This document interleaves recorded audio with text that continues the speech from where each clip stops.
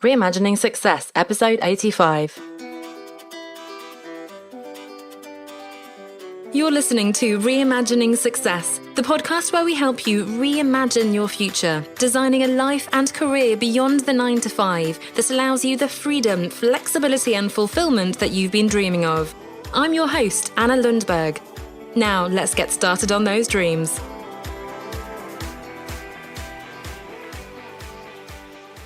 Hello there and welcome back. Now, last week we were talking about reviewing the first half of the year when it comes to your results, how you're feeling, whether you're frustrated, disappointed, or excited and inspired, recognizing the challenges that you've faced personally and that we've all faced pretty much globally, and regrouping and refocusing for the second half. Now, of course, I've done the same exercise, and my priority for this year has been visibility. And this is actually something that comes up all the time in my group and with my clients. It's something that we feel we have to do. We need to be more visible. A lot of us don't want to do it. So especially when you're starting out, you'll say to me, oh, it feels a bit icky. I hate social media. I'm shy. I've got imposter syndrome, whatever it is that's holding you back. And it becomes a burden, a hassle, and really hard work. And the worst of it all is that we do all that hard work reluctantly, and then we still struggle to get the results. We still struggle to see that visibility, that mythical visibility that we're so desperate to get. And I think it's because a lot of us are coming at it from the wrong perspective. And then even once we get into it and take action, we're actually focusing on the wrong things. Now, of course, I'm at a different stage of my business to where you are. Maybe you're just starting out. Maybe you're further along than I am. And it will be different for everybody. But there are a couple of things I'd love for you to go through and ask yourself when it comes to visibility. And the first one, as ever, is why are you doing it? Are you just doing it because you feel like you should? Oh, I have to be visible because everyone says I need to be visible. I have to post on social media. I was just listening to someone yesterday saying I need to post 5 times a day or 4 times a day. And I thought, oh, really? I've been doing my 1 post a day. And that sounds like a lot to do 4 or 5 times a day, especially if you're just starting out. I've got to be more visible. I need more people on my website.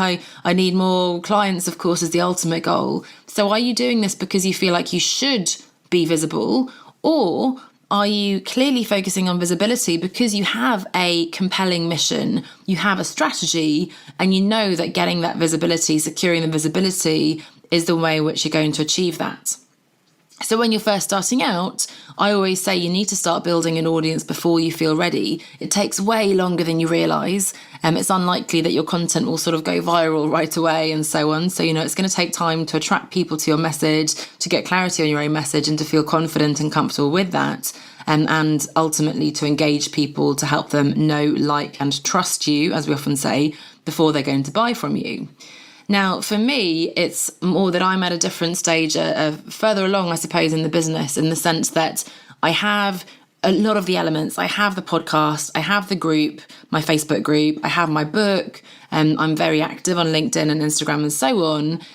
But now I want to grow, I want to scale. And to do that, and we'll talk about that in a moment, I need to be visible, but I need to be visible in a specific way. So if, like me, you are really clear on, yes, I need to be visible, this is my goal for this year, that's going to help me achieve X, Y, Z, then that's great. But if you're just doing it because you feel like you should, I'd really suggest you take a step back, have a think and ask yourself, okay, am I just doing this because I feel like I need to, or is there another way to do it?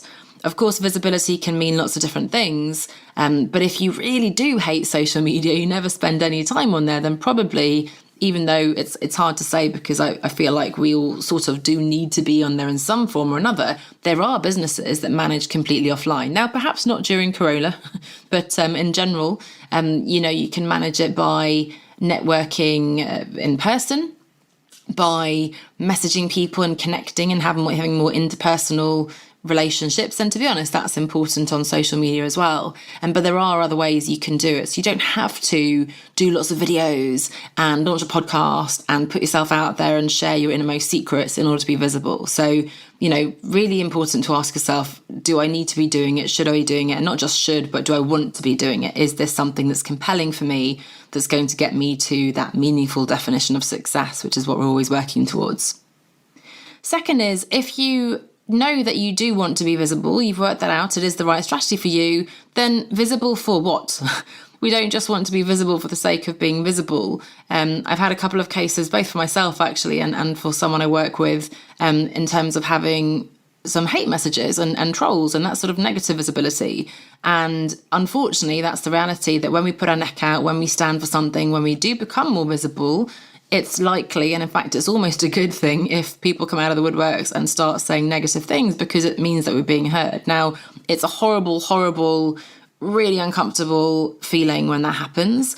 There is definitely a difference between constructive feedback for people who are saying, hey, I heard this, and, have you considered that, and so on, and the people that I'm talking about now who are perhaps just being awful, and, they have way too much time on their hands and they're just coming at you for, I don't know for what reason. So the point is that, when you do start showing up, you will begin to get people coming out and perhaps criticising and so on. To be honest, I've had that very, very rarely over the years. You sometimes get sort of a slightly negative comment on a Facebook ad.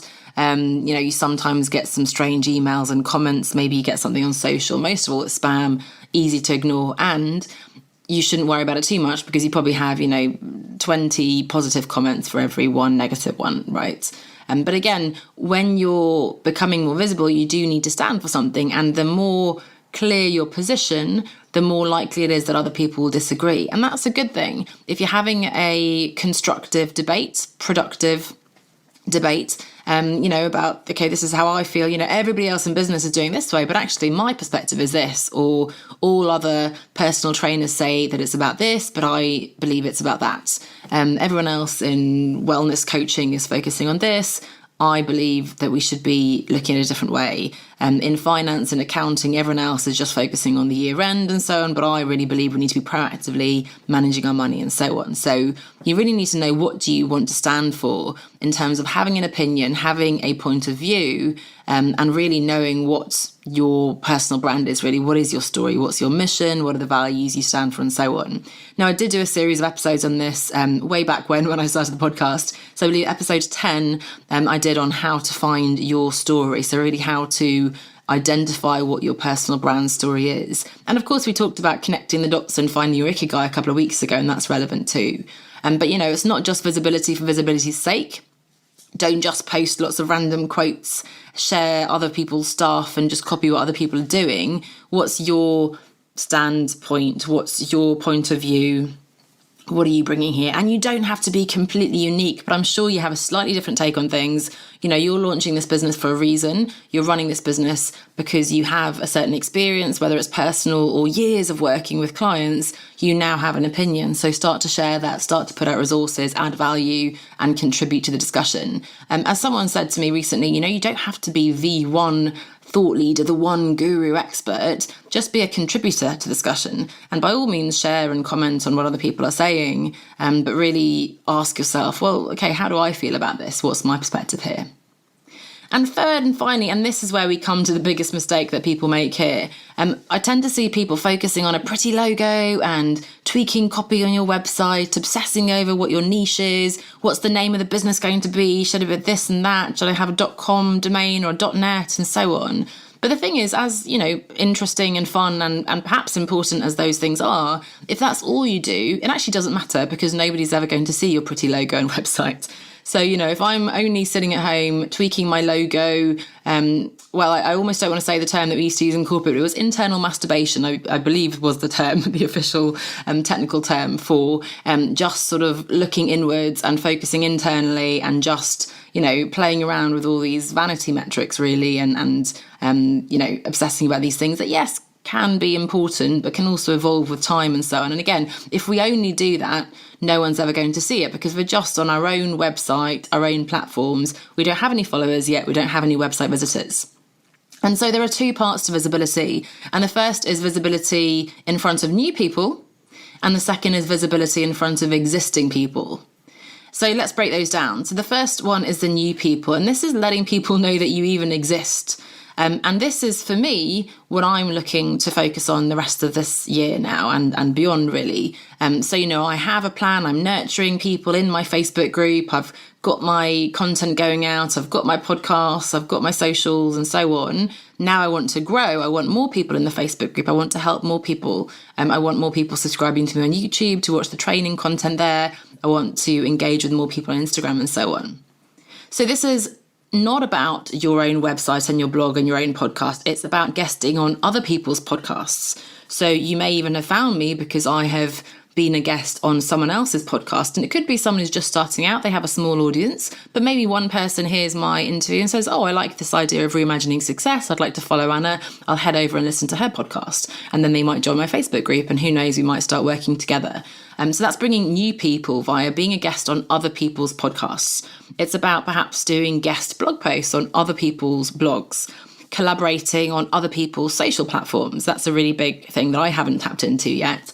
Social collaborations, maybe doing an Instagram takeover or a giveaway, or, some people do virtual summits and things. That's getting new eyeballs, as we say, onto you and your content. Of course, running ads is another thing. If you have money, you can pay to get in front of new audiences with Facebook ads, ads on Quora, ads on Amazon to get my book out there in front of other people, LinkedIn and so on. Of course, Facebook being the main one.